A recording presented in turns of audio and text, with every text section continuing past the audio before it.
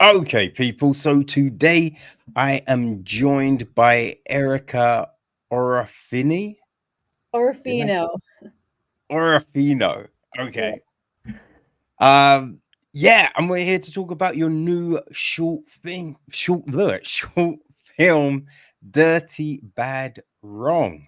Erica, thank you for stopping by. Appreciate your time. Thank you for having me.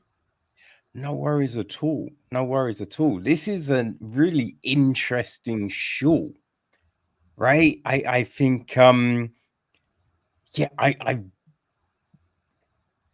it definitely catches you by surprise. I wasn't expecting it to go where it went, but it's really interesting. Like, where did this idea come from? Yeah, so I guess without spoiling the end, because it hasn't premiered yet, but it will at Fantasia on July 29th. But so without spoiling the end, I think that I tend to write films that have this blend of genre, so realistic drama and horror or body horror. I'm very interested in, and Mm, so yeah, it's really hard to say like where the specific idea came from, but I'm very inspired by um, filmmakers like Ari Aster or Julia Ducournau, who made Raw and Titan. And I just love anything that is a little bit uncomfortable or um, thought provoking, psychological, all that stuff. right. Okay. Like, I love the way this starts, because we're just looking at Sid, and you kind of feel there's a kind of a sense of detachment, like, you know what I mean, from her, and we Mhm.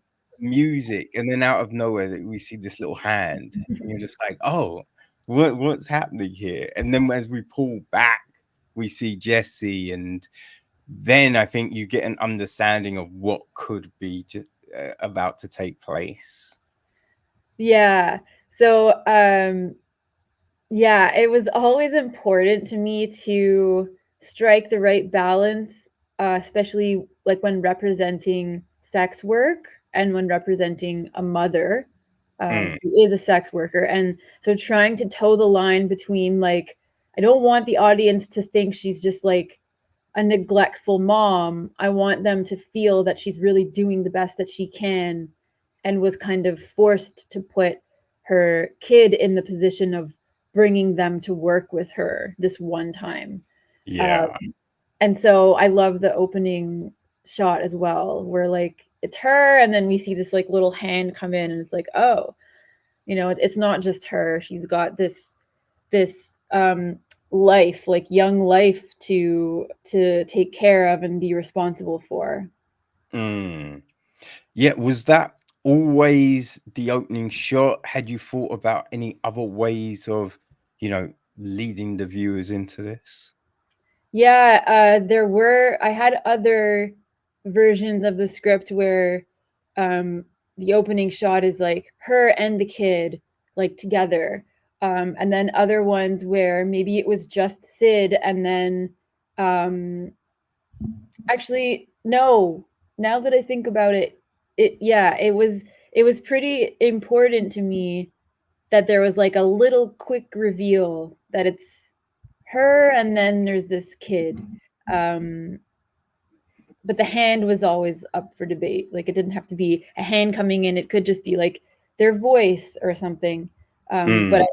I like the visual of the little hand coming in. Yeah, because it kind of catches you off guard because we got the music playing, so that could be anything, right? She could be waiting in the doctor's room, waiting for some news, waiting for a friend, waiting for a train. Like, there's so many things that could be happening, Yeah, and then you see the little hand, you're like, huh. yeah, yeah. Yeah, I mean, I think it's hard to try and remember. I think it's like maybe 3 years ago, there was the Hollywood star that kind of was down with some of the things that we saw here. Like, Okay. it is sometimes, do you see something or hear about something and be like, that could be interesting to play with as a concept, as an idea? Yeah. I think that I'm probably not alone in this. I think like a lot of artists or writers or creators do that, where like I have a notes app on my phone and I'll Yeah, just yeah. I'm constantly just like writing down things that I've heard or ideas that I have. Most of them don't ever turn into anything, but sometimes it'll spark something and an entire like scene comes out of it. Or what I also really like to do is listen to people talk. Mm, Um, I think because like when you're starting out as a writer, a lot of the time people struggle with dialogue and what realistic dialogue sounds like. Um, yes. and so I like paying attention to how people say things and how they respond to each other. And sometimes I'll hear something and I'm like, oh my God, that's such a good, like a great line. Or I love the way they said that. And I'll actually like write down exactly what the person said. And sometimes that'll get used in a script. But yeah. Mm. I mean, that's interesting, right? Because I've wondered about the dialogue thing, right? Because have you noticed there's some authors who are great at starting a story but can't end it for shit, right? The ends are horrible. Or sometimes the beginning and the end are great, but the middle bit is always saggy, always weird. And so I think there's people that have got certain skills. And I always wonder about the dialogue, because there's some people whose dialogue is fantastic.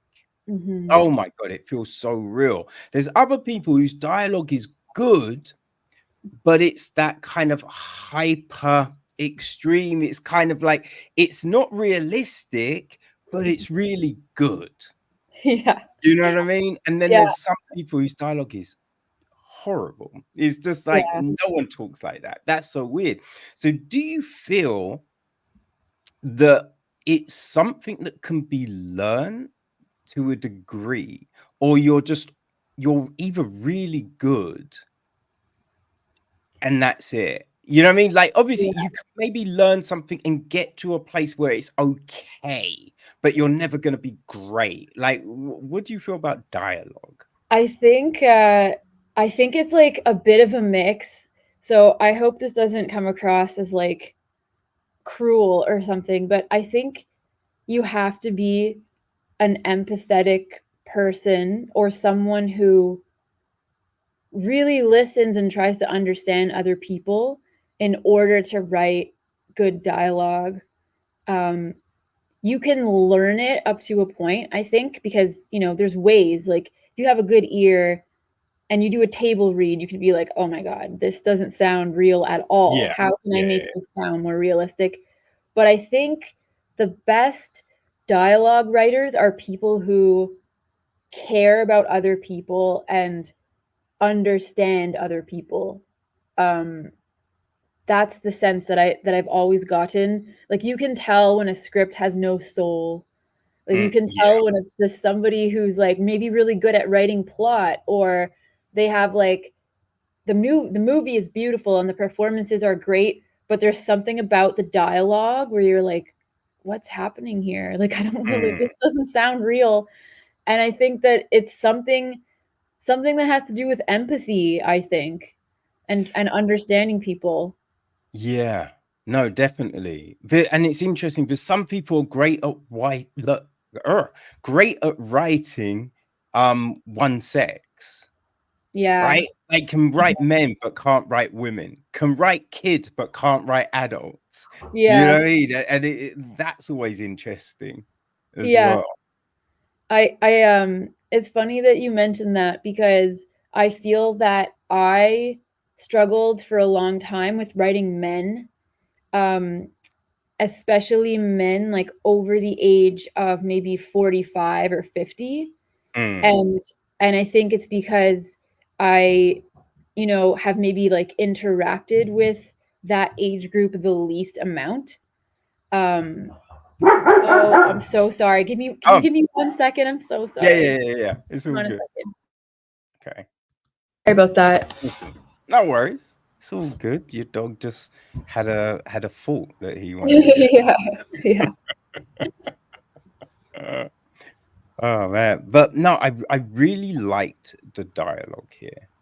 I really liked those interactions because it was because we had the interactions with Sid and our John Doe, and then the interactions with Jessie, and it's uh,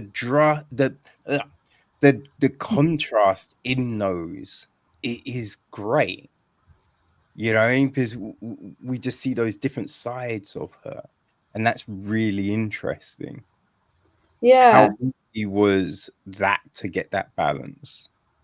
Well, I think that Sid is played by Michaela Kurimsky, and she is just like a fantastic actress and person. And we had play dates with Jack Greig, who is Jessie in the film, um, because he was like 6 years old when we filmed it. So he's quite young, and this was his first movie like acting experience, or yeah, acting. He had done like a commercial or something before, but this was his first movie, and Right. so he didn't really have acting experience, and so when he was playing Jesse, he was kind of playing himself. Mm. Um, and so with Michaela, she's really great with kids, and we met with Jack, and we played games with him, and we played like dancing games because he really liked to dance. And we just kind of established a connection before shooting. We didn't really rehearse. Well, we may have rehearsed like a little bit, but it was mostly just getting Jack comfortable and excited to be with us and working with us. And then once we were on set, he was just having fun. And so I think that the performance that we got out of Jack was very natural. And, Michaela's just a freaking pro. So I think that it's, a nod to the performers, how we were able to get those relationships to feel so real on screen. And I actually cut a lot of the dialogue out of the movie in the edit, which is Okay. interesting. Yeah. Hmm. The last scene of the film actually had a lot of, not a lot, but like some dialogue in it. And in the end, my editor and I decided to cut all the dialogue out of the last scene because it felt more authentic to have it play out without words. Oh no, that was fantastic. That was really good because it's so emotional, right? Mhm. Without any words, there's so much emotion there, right? Just Mhm. between them, where you just see the faces and then the smile come, and you're just like, oh man, Yeah. something. Thank you. Yeah, no, I just thought there were these moments that, yeah, without dialogue, really spoke volumes. Like on the train, Mhm. when Sid sees is it Katrina? Um, I we don't don't no Maria.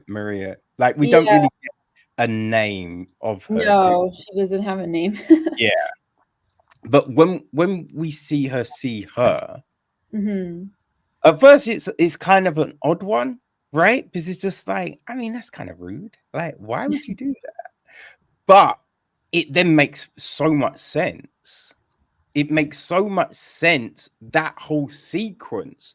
But in that, because Marie's standing there, and it's just the movement, that shift in her body, and the move of the clothes, and you're like, oh, right, because you Mhm. can feel the uncomfortableness, right, Mhm. and the offensiveness of that, right? The audacity of you staring, like, what the fuck? And it's just so there without being said, which is like, man, like, fuck, how did they do that? That's so incredible, you Yeah, know? thank you. I really like that scene too because uh it's it's like I think it's like a scene that when I wrote it I was really proud of it because it's the kind of thing where you watch it when you're watching the film in order for the first time, you're like, you're not quite understanding the significance of that moment Mm, until later on. Then you're like, oh shit, like she's recognizing this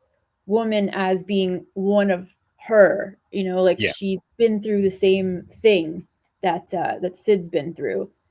And it also opens up more questions. Whenever I'm asked if I'm making a feature out of the short, one of the things is always like, oh, is it going to be about Sid and the woman on the train, or are there more of her? And is it all from the same guy, or is it a whole bunch of different men who are doing this? And, it really gets people excited. So I like that scene as well. Mm. But also with that, right, when you think about, I don't want to say too much, but there's, I mean, when you think about Seal, right, the singer Seal, Hmm. and because that, I think that's all like tribal. Mm, So there's things that you could perceive them as being something completely different from what they actually are. yeah. Hmm. You know what I mean? So that's what the interesting thing is with that. It's just like we don't really know what that is, Yeah. right? It could be similar to what we then see later, but Hmm. it could be something completely different. Yeah, yeah, it could. What matters more, I think, is what it means to Sid, Mm, like, to see that, uh, and to like recognize it as, oh, that could be what I think it is. Because we're really with like we're in Sid's POV for the whole film, so I think that's kind of where it's you know where the audience goes to, but it could be something else. And I yeah, like when a film has is open to different meanings and interpretations. um but I also like when the filmmaker knows exactly like what they intended to, because I yeah, find it a bit of a cop out if they're just like, well, the whole point is that nobody knows. yeah, Like, yeah, no, yeah, I'd rather and like yeah. at least so there's like an answer. I know because look, when you're making something, you know what you're trying to do, Mhm. right? If you're trying to keep it ambiguous, but you still know what side you're leaning towards. So Yeah, yeah, when people try and do that thing of it could, it pisses me off, man. It yeah, really me too. does. Like I hated it when I remember J.K. Rowling talking about like the race of characters in the film in the Oh books. yeah. Yeah. And it was just like because in the stage play Hermione's black, Mhm. and it's just like whatever, whatever. But and when I think she was talking about it one time, and she's just like, oh, when I was writing it, it was just kind of like, oh, I didn't really think about the race of the characters, and I was just like, hey, that's a load of Oh, shit though, yeah. because the characters that were non-white Yeah. it was always a point of it was just like when Harry was dating the I think it was a Chinese girl. Oh, It was just like, yes, so she's Chinese. Bum yeah. bum bum. Yes, her Chineseness meant her do this. And it was just like it was always like there was the guy that called the Quidditch games and he's black. Yeah. And he does that because he's black. Blah, blah, blah. And so it's just like wait, you make such a point out of those characters' races to say, I don't like the other characters could have been any. It's just like, it's a Yeah. lie. Stop Yeah, it. that's bullshit. Yeah. I guess yeah, it's like when a filmmaker says that they don't know like what the meaning is, or that it's open. It to me it makes me think like you're trying to please everybody, Hmm. um, which I find kind of lazy or like lacks a bit of integrity. Um, so yeah, I much prefer that there's like a definitive answer or something, just have a backbone about it. Yeah, because I mean, you're never gonna please everyone. You Yeah. know what I mean? So why even try? Just be like, yo, this is what I meant with it. You know, if you take something else away, that's all gravy. But this Yeah. is what I meant. Yeah. I feel the same way for sure. Mm. Now, with like, I think another interesting thing here is the John Doe character, Hmm. because there's so many I mean, this is such a great thing about this. There's so many questions after, and it's the frustrating thing because there was no one to talk to about it, right? I mean, it's like, sometimes I'll watch things and straight away you'll be like, yo, you want to talk to someone about it, but you've been sent a screener and it's just you watching, and you're just like, Yeah. because it's like, it's the moral ambiguity of it all, right? Is this wrong? Is it right? If there's consent, who do we care? But Hmm. then if you know someone really needs money, is there really a choice? Right? Hmm. So there's so many things with that, right? We see that there doesn't look like there's pressure to do it, Hmm. at the beginning. I mean, there's a little kind of like, you know what I mean? But it's just like, no. And then that's it.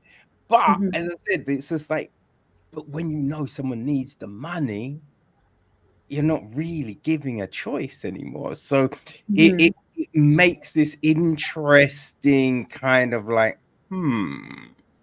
like, Yeah. was that always the intention in the way you built this? Yes. Yeah. Um, I really try to I try to not ever paint a character as like good or bad. And Mm, even the John Doe, I really tried to create a balance of like this is not like a monster. Like this isn't yeah. like a bad guy. He's just a guy who knows what he likes, and it's not what everyone likes, and it's kind of fucked up and weird and gross, to Hmm. some people. But what he does is like a thing that some people do. I don't. But I'm very interested in paraphilia. Like I like reading about it and trying to understand like a paraphilia is a fetish that goes a little bit too far, or like a paraphilia that could be damaging or destructive to yourself or somebody else. And so it's like a step or maybe several steps beyond a fetish. And Yeah. so this guy, partakes in this, and it doesn't make him a bad person. So yeah, it's definitely was my intention to kind of create a balance, or have you think about whether or not what this person is doing is wrong, or if it's okay, um, or the kind of like the layers in between these things. Mm. Mhm. Yeah. Yeah. Because, when it comes to fetishes, right? Yeah. There's, there's so many things that you could say to someone, and you might go, no, that's just not for me. But then there's other people that be like, I'm all about that all day, baby. Let's go. And then it's just like, I mean, are they wrong? Like, if they're not hurting anyone, like, Yeah. who am I to judge it? You know what I mean? Just Yeah. like, well, so it's interesting. Yeah, I think so too. Yeah, like, but playing with subjects like this, as a filmmaker, like, is there any hesitation? Is there any fear? Because getting the funding, right? You always speak to filmmakers, getting the funding and distribution is always the hardest part for them, Mhm. for the most thing, right? And so you could plan out something like this and be like, oh man, and you've written a great script, but no one wants to fund it. No one's looking to back this, or you might get some funding, but no one's trying to distribute it. And then you're just like, what have I just done for the past, year, 2 years, whatever. So is there ever that fall? Yeah, I've thought about it a lot. So I'm currently writing my first feature, um, and I have spoken to several production companies about it. Um, and it seems like this kind of genre of like horror and drama, or even body horror, I guess what we call it is elevated horror, which is such like a pretentious name for it, but um there's like a big desire for it right now, and there's a market for it. I think that for me, what I try to do is write what I'm interested in, and I've I've gone back and forth in my head about like, should I temper this, or should I make this a little bit more, um, I don't know, universally liked? Mm, But I just don't. Yeah, I'm not gonna do that. I think that I'm from, like, I live in Canada, and Canadian film, I think, tends to be very tame. Not so much anymore. We're stepping out of our comfort zone now a lot more than, we used to, and there's some really, really awesome, films coming out of Canada now, but in general, I feel like the Canadian sensibility has been to, hold back, make it digestible, like calm down, don't show too much. But those are not the kind of movies that I like, and so I'm taking a leaf out of, like, I don't want to piss off any Canadians, but I'm trying to write just the movies that I like, which are, yeah. they tend to be American or European, and so yeah, I think it'll be okay. I'm gonna keep doing what I'm doing. No, man, that I mean, all power to that, right? Because, and I think it's interesting, right? It's really interesting when you think about a lot of the young adult books out there, Mm. because what you're actually getting, the amount of times I picked up something because I'm like, oh, all right, sword and sorcery, Game of Thrones, I'll read this. And you're like, yo, what the fuck is this? Right? Because you've got a female character and this male character, and he's usually older, and she's like, I hate him. And then you're like, oh, but I like you. And then she's like, get away from me. And then he like forces himself on her. Huh. And then she's just like, stop it. Stop. Oh, actually, I like it. And you're just like, wait, this is rape. Like, what the fuck am Yeah. I? What is this? But it's fine, right? People, they keep on publishing them. No one is going, yeah, this is kind of weird, right? This should be an 80. Like, we can't let just anyone be read, but they do. But then there's things like this that people might go, that's a bit, should we really be letting people what? You know what I mean? It's this weird hypocrisy. Yeah.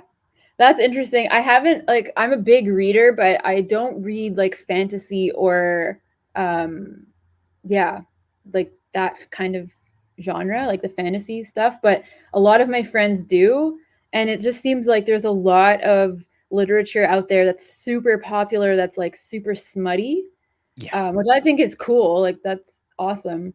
But then, like, in the film world, smut is like kind of looked at as like a lower, like a B movie type thing.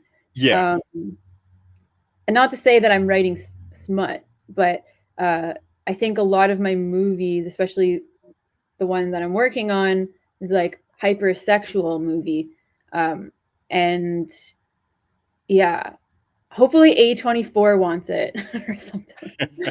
There's definitely distributors and production companies out there right now that are making stuff like this, and audiences are really liking it. So we'll see. Well, I think when you look at certain things, right, and it's the way, I guess, it is, right? Because like, hypersexual can mean so many things. Mm-hmm. You know what I mean? And it's just like people have sex, Mm-hmm. right? People have relationships, but the way that's often shown in films makes no sense. Yeah. Right? It makes no sense. And you know, we for the most part, we don't see any build up in a relationship. It's, Mm-hmm. you know, hey, how are you? I'm fine. Let's have sex now. Right? There's nothing else. It's no, can I take you on a date? Like, there's just nothing else. But then it's just what gets shown, right? Mm-hmm. We can see breasts, but we can't see anything else. Like we can see a guy's ass, but that's it. You know, Yeah. even that's pushing it. You know, it's this weird thing where certain things are fine, but then others aren't. And it's just like you're thinking you're putting out these weird mixed signals to Mm. people, Mm-hmm. right? And what the human body is, and you know what, you know, it's just like, oh, people shouldn't be ashamed of their body, you know what I mean? But then it's just like, then why are you forcing people to hide it? Like, Mm-hmm. why is it not allowed to be shown in the context of something everyone does? Yeah.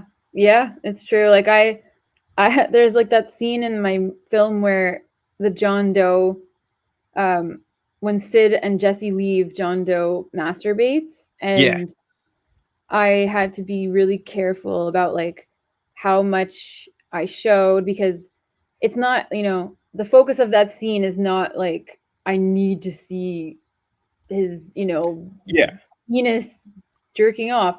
It's just that I wanted to get the message across that this is what he's doing. And mm, so decided to shoot it from behind where we just see like his bare butt. But it's true that like we have to, yeah, I have to toe the line. Like we have to toe the line on like how much do we show, and what then becomes like super unacceptable to show. But also I care a lot about like the actors that I'm working with, and I also yeah, want to be mindful of, you know, if I don't, if it's not necessary to show them nude or like topless or bottomless or whatever, then I won't, because that's not the point. So, and I've been in this situation before where when I was a bit younger, I would sometimes act in like independent films, and sometimes they would have me like make out with a guy for like 45 minutes, and it was like a wide shot through a window, but they're like, you need to use tongue, and it's like, why? You're not even gonna see my tongue. yeah, yeah. So I'm also like try to be mindful of that kind of thing. Well, yeah, but I oftentimes, you know, that stuff baffles me, right? And sometimes I think, do people think I'm weird, right? When I'm talking about films, because I'll be like, was the shower scene necessary? Like, did we need that? And people are like, "Huh, why is he moaning the fact that, you know, they showed the woman's breast? And I'm just like, because it does nothing for the story. So Yeah. why have, because it's that weird thing sometimes, right? You'll have a scene and there'll be people leaving the restaurant, have an argument, then suddenly we're cut to the shower. Then the next minute we're in the office, and you're just like, wait, what was the shower scene for? Like Yeah. that, there was nothing. We're not even hearing the inner thoughts and being like, why did I have that argument? Oh, I'm such a fool. Not even that. right? Yeah. It's just a naked shower scene, and you're just like, this is happening. Yeah. It's kind of funny. I find like when I'm watching a movie, I try to go in not knowing who made it and what it's about. Like I'll try. Sometimes it's impossible and I know who made it, but Yeah. I usually will like look everything up after I see the movie. And so if I don't know, you know, who made the film and I'm watching it, I feel like 98% of the time you can guess if it was made by like a man or a woman, just based on what you're seeing. And so sometimes you can just tell that like some like horny guy made this, like some dude made this, he really just likes women's boobs. Or, even like have you seen Challengers, the new Luca Guadagnino movie? No, but I was speaking I was speaking to my doctor the other day, and we're talking about movies, and she'd be like, "Oh, have you seen anything?" I'm like, yeah, I saw this film, it's really good." And she's like, "Have you seen Challengers?" And I'm like, "No." I hear it's meant to be good, and she's just like, "Oh, the tennis is terrible. It doesn't depict tennis well, like the playing and the mechanics, and it's just this weird soft porn thing." And I'm like, "Really?" Because Yeah. I'd not heard anyone say that about it. So it's just like, huh. Yeah, she's totally right. It's like one of the horniest movies I've ever seen. And I Right. think like Luca Guadagnino just loves sweaty men and just made a film about sweaty men like playing tennis. But it's like, I don't know, good for you. Like this is what you like, and everyone loves that movie. I think that's a great movie. It's a bit excessive in some ways. Like it's so, I don't know. I think it's like a visual treat a bit. Um but yeah. Anyway, I just think that's funny that sometimes you can just tell like who made this by how much is being shown. Yeah. Yeah. Definitely that. I do find sometimes with like indie films that they can really go a bit crazy sometimes. Yeah. Like I watched, oh, I forget what festival it was for. It might have been Final Girls, but there was this Mhm. film about, I don't know, there was three women and they're kind of dressed kind of like goth clowns. Oh. And it is short. It was like, I think 7 minutes or something. I don't believe it was that long. But it's like you, I don't look at any information. I just, I never watch trailers. I don't want to be spoiled. I want to go in fresh eyes, So I just put this Mhm. on, and it was this crazy scene of these women just making out, and then a foot went somewhere where I'm just like, yo, should a foot go there? Like, what is going on? But a woman directed that. Like a female team put that together, and I'm just like, yo, this is bonkers. Like, what the hell? That's cool. I love movies like that. Like I can't wait to go to Fantasia and just watch all the shorts, like all the international shorts and the Canadian ones. Like I'm so excited to see them. I mean, the shorts are always fun. I Mhm. think, I mean, you made a lot of short films, right? What, what is it about a short film that is so enticing to you? Because it seems that people have this different kind of freedom, right? Mhm. This different way of expressing, because they're just dealing with 10, 15, what I mean, just this short period of time. So the constraint is gone, right? There's no shackles. It's just like, yo, let's go. So what Mhm. is it for you? I think there's a couple things. The first is that it's like a instant gratification almost, because when you're making a feature, it can take years to make. And then when you're, doing a short, like Dirty Bad Wrong, I think I wrote it in 2 months and then shot it 2 months later or something. And so it was quick, but also there's something about like taking a little peek into a bigger picture that's so exciting. Like in a short film, you just need a moment, whereas in a feature, there's a million moments. But a short is, is like boiled down to the essence of what the story is, and I think that's really cool.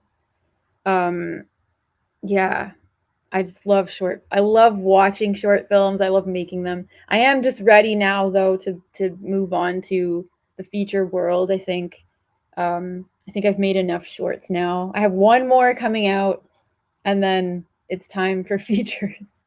Okay, and why now? Like, what is the thing about? Okay, now it's the time to do this, because I think was your first short in 2017. I think. Yeah. Mm-hmm. I Yes, think you've been doing this a while. yeah, it's been a while. I think like honestly, I think I was ready probably a year ago to do a feature, but I ended up getting some nice funding for another short, and so I was like, okay, I'll do one more short. But I could, if I could get paid to make shorts forever, I would do that. I love making shorts. But yeah, it's more just like I think that I need to push myself more now, and I like it's challenging to write a feature, and then to direct, like to make a feature, it's like a what's the word, like a marathon. I think that that'll be fun.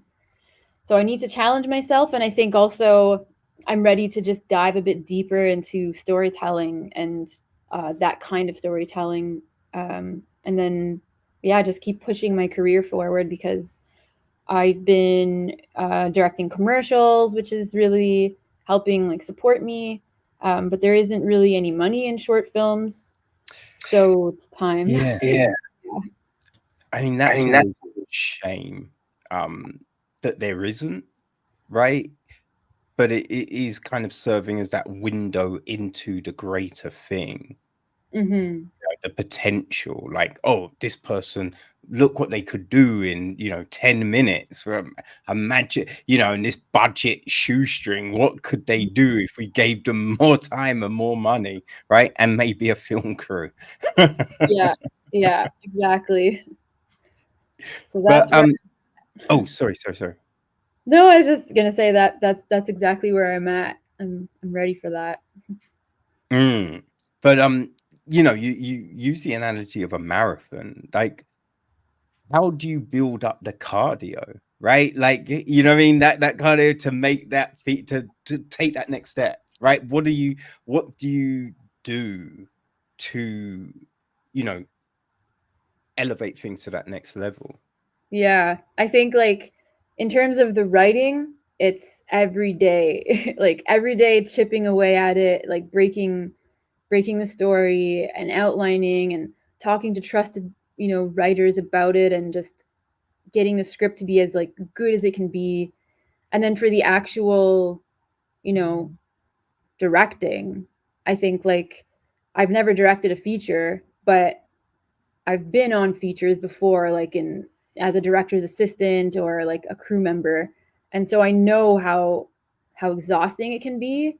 And I think just like mentally preparing yourself for that and making sure like you know you're getting enough sleep and you've got like food at home that you can eat, and that you don't have to worry about too much else while you're making it, and just do it. Just go for it. Oh my god, that's such a huge one, right? Yeah. Because when you've been doing something all day and then you realize when you get home you've got to cook, it's just like Yeah, I it's can't. one it's 1 in the morning. I'm not Yeah. gonna be eating until at least 2. So that means I'm not gonna get to bed until like 4. God damn Yeah. it. Yeah, exactly. Oh man. Like you're having your world premiere at Mhm. Fantasia, right? You're playing as part of the perilous ports short section. Mm-hmm. How are you feeling? Right? Yeah. I'm really excited because Fantasia is a festival that um, I grew up like going to because I used to live in Montreal. I grew up in Montreal, and so I would go to Fantasia when I was, younger, and with my friends, and um, just kind of feel it was like there's like an energy to the city when that festival is happening, and all the little like weirdos go watch these crazy movies, and I was one of them, and now I'm going to be at the festival, and I think it's great. And the programming for Fantasia I've always found really really solid, because not every festival has strong like short films, and I really like watching the shorts. Yeah. So I'm really stoked uh the other shorts. Mm. Yeah, I definitely feel that's a thing, right? Because I think there's festivals that have, I've seen some great shorts at, but Mm, it's the way they put those blocks together feels a bit all over the place. mhm. Like they're never promoted that well, it's all a bit of it's a weird situation, right? Yeah. It's like the kid hidden under the stairs, be like, no one needs to know we have you. Just stay. Yeah, whereas it doesn't feel that way at Fantasia. It feels very everyone feels like it's like everyone's excited to see them, and I've been getting so many nice emails like, from other festivals, and it seems like it's already a great experience. So I think it'll be great. Awesome. Like, is there panels for you? Like, is it you'll be screening it? Like, will there be Q&As? What how can people experience you at the festival, as it were?